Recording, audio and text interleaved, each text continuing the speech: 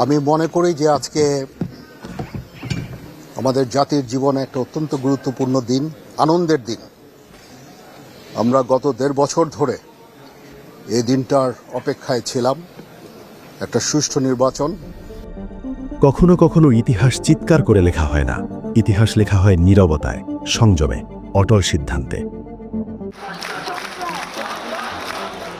চারদিকে যখন উত্তেজনা, অভিযোগ, কটূক্তি, সন্দেহ আর গুজব, তখন একজন মানুষ স্থির ছিলেন, তিনি ওয়াকারুজ্জামান।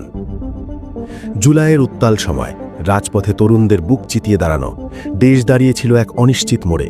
সেই মুহূর্তে একটি ভুল সিদ্ধান্ত মানেই হতে পারত রক্তের ইতিহাস।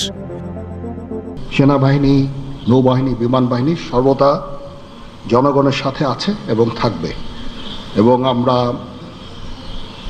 কাজ করে যাব, পাশাপাশি সবার সাথে মিলে কাজ করে যাব, এবং আমরা একটা সুন্দর ভবিষ্যতের দিকে যেতে পারবো, ভবিষ্যতে পৌঁছাতে পারবো বলে আমি বিশ্বাস রাখি।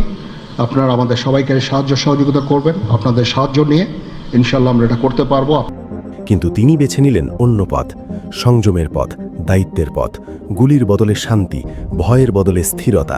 আমি সমস্ত দায়িত্ব নিচ্ছি, আপনাদের জানমাল, এবং আপনাদেরকে আমি কথা দিচ্ছি যে আপনারা আশাহত হবেন না। সেনাবাহিনী হয়ে উঠল আতঙ্ক নয়, আশ্রয়, প্রতিরোধ নয়, নিরাপত্তা। তারপর এলো নির্বাচন, প্রশ্নের পর প্রশ্ন। সেনাবাহিনী কি নিরপেক্ষ থাকবে? ভোট কি সুষ্ঠু হবে?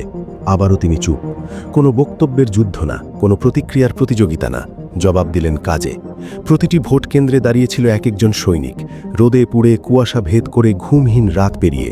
তাদের বুকের ভেতর একটাই প্রতিজ্ঞা, দেশ আগে, সংবিধান আগে, গণতন্ত্র আগে। এই সংস্কৃতি আসে নেতৃত্ব থেকে, এই নিরপেক্ষতা আসে আদর্শ থেকে।